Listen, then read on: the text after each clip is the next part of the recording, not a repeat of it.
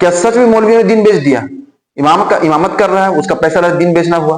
क्या कुरान करीम की तालीम देकर के पैसा लेना ये दीन बेचना हुआ? आइए जानते हैं।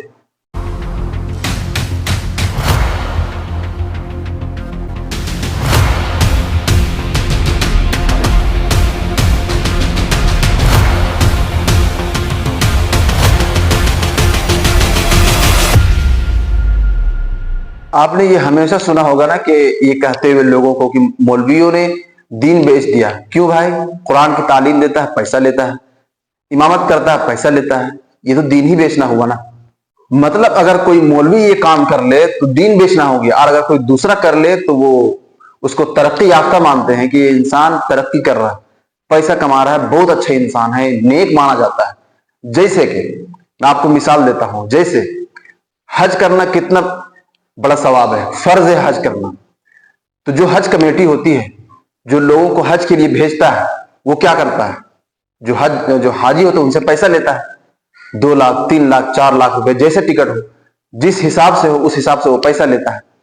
तो बताइए, इतना बड़ा काम अंजाम दे रहा है और वो पैसा ले रहा है, फ्री में क्यों नहीं करा रहा है? तो क्या ये दीन बेचना नहीं हुआ? अगर कोई मौलवी कर रहा है तो दीन बेचना हो गया, कोई दूसरा कर रहा है मौलवी के अलावा तो वो नेकी का काम कर रहा है। इसी तरीके से मस्जिद बनाना नेकी का काम है, मस्जिद बनाना नेकी का काम है, पैसा उसमें मस्जिद में पैसा लगाना नेकी का काम है। लेकिन मिस्त्री क्या करता है? मिस्त्री उसका मस्जिद बनाने का पैसा लेता है, मीनार बनाया, गुंबद बनाया, तो सब क्या किया? उन तमाम चीजों का पैसा लिया, मस्जिद बनाया उसका पैसा लिया। तो क्या ये दीन बेचना नहीं हुआ? मौलवी बनाया तो मौलवी ने किया तो वो दीन बेचना हो गया। इसी तरीके से कुरान करीम एक बहुत ही अहम किताब है, किताबों में सबसे बड़ी किताब है। उनके तिलावत करना, बल्कि यहां तक तो तिलावत छोड़ दीजिए, अगर किसी को पढ़ना नहीं आ रहा हो, अगर सिर्फ देख करके ये कहे कि ये अल्लाह, ये जो आपने हर्फ नाजिल किया ये बिल्कुल सच है, उस पर भी सवाब है, तो पढ़ने का अजर कितना होगा? तो जरा बताइए, किताब इतनी बड़ी इतनी अहमियत के हामिल है, इतनी बड़ी किताब है, तो जो कंपनियां छापती हैं वो कंपनियां पैसा लेती है या नहीं लेती है? इंसान जब कुतुब खाना में किताब खरीदने जाता है, कुरान करीम को हदिया कराता है, उसका पैसा क्यों लेता है? उसका पैसा क्यों लेता है? उसको तो नहीं लेना चाहिए। क्या ये दीन बेचना नहीं हुआ? मौलवी अगर करे तो दीन बेचना हो गया। इसी तरीके से बहुत से काम है जिससे ये मालूम होता है कि सिर्फ मौलवी नहीं बल्कि तमाम उम्मत मुस्लिम इसमें शामिल है। सिर्फ मौलवियों को बदनाम किया जाता है इसलिए कि मौलवियों से ये लोग बोझ रखते हैं, खास तौर से ऐसे लोग जो बिल्कुल लिबरलिज्म होते हैं, जो मुसलमानों को उलमा से दूर रखना चाहते हैं। ऐसे लोग सिर्फ मुसलमानों से बुग़्ज़ और अदावत करते हैं, और यही लोग हैं जो लोगों को उकसा करके उलमा से दूर करते हैं।